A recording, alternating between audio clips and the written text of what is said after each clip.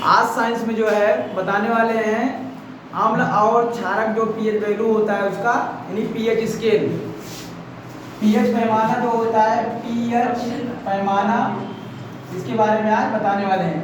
इसे pH scale के नाम से भी जाना जाता है। सोरेनसन नामक वैज्ञानिक ने सोरेनसन नामक वैज्ञानिक ने जो है पीएच स्केल को बताया था। और ये एक जो है रसायनक के थे, यानी रसायन के जानकार थे। इन्होंने क्या बताया कि पीएच स्केल जो होता है इस तरह से होता है, और इसमें जो लिखा गया होता है ये यहाँ 0 होता है और यहाँ जो है 14 होता है, और यहाँ जो मध्य में होता है, मध्य में यहाँ 7 लिखा गया होता है।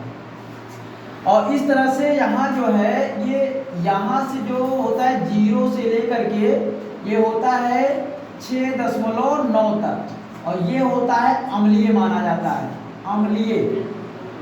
यहाँ से 7 तक होता है, 7 के पहले यानी 6.9 तक जो होता है अंक, ये पीएच वैल्यू उसको कहा जाता है अम्लीय। और यहाँ जो है 7 के बाद जो होता है 7.1 से लेकर के और जो 14 तक वैल्यू है इसको कहा जाता है क्षारीय।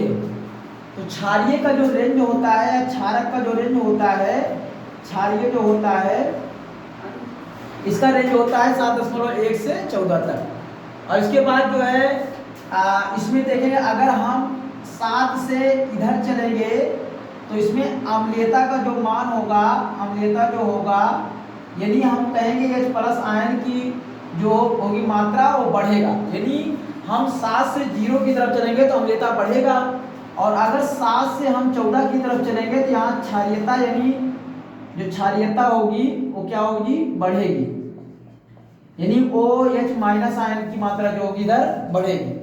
और इस तरह से जो होगा, इस तरह से जो है क्षारीयता की मात्रा इधर क्या हो जाएगी, बढ़ेगी। और इसमें जो है अगर पूछा जाएगा सबसे ज्यादा जो है अम्लीय कौन होगा, तो जिसका पीएच वैल्यू 7 से कम होगा सबसे ज्यादा, वही सबसे ज्यादा अम्लीय कहा जाएगा। जैसे हम यहाँ कहेंगे HCl जो होता है ये बहुत ज्यादा अम्लीय होता है क्योंकि इसका पीएच वैल्यू 0 होता है। और इसी तरह से सबसे ज्यादा जो है जो कहा जाएगा कि जो है क्षारीय कौन होगा, तो जैसे NaOH होता है, सोडियम हाइड्रोक्साइड, ये सबसे ज्यादा जो है क्षारीय है।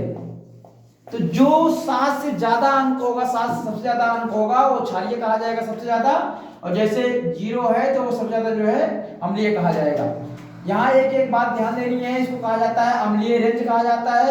और अगर कहा जाएगा किसी का भी पीएच वैल्यू अगर 7 है, अगर 7 है तो उसे कहा जाएगा कि ये क्या है, जब 7 है इसको कहा जाएगा कि ये जो है उदासीन है, उदासीन, यानी 7 पे क्या होता है, ये 7 पे उदासीन हो जाता है, ना तो अम्लीय रह जाता है ना क्षारीय रह जाता है।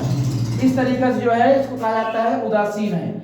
और इसमें बात ये है कि इस तरह से जो है अलग अलग पदार्थों को दिखाया जाता है। जैसे मान लो को नींबू इसमें दिखाना है, नींबू के लिए जो है पीएच वैल्यू हो जाएगा 7 और 0 के बीच में। अगर संतरे के दिखाना है वो भी हो जाएगा, आंवले के दिखाना है तो भी 7 और 0 के बीच में ही रहेगा। जितना भी खट्टा पदार्थ है उसको हम दिखा देंगे 0 और 7 के बीच में।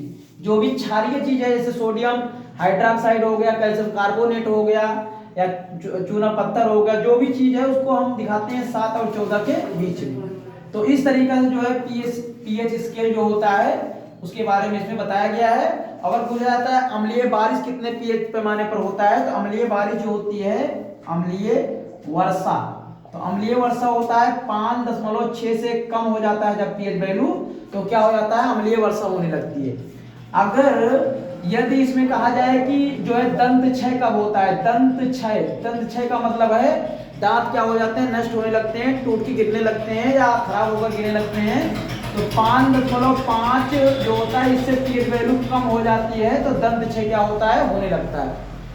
और इस तरह से अगर कहा जाएगा कि जो है इसमें जो रक्त होता है यानी ब्लड जो होता है उसका पीएच वैल्यू कितना होता है, 7.4 होता है। ये 3-4 चीजें बहुत ज्यादा अम्ल के बारे में जो है पूछी जाती हैं। तो इस तरह से जो है ये पीएच स्केल होता है, और इसके द्वारा अम्लीय और क्षारीय पदार्थों को ज्ञात किया जाता है।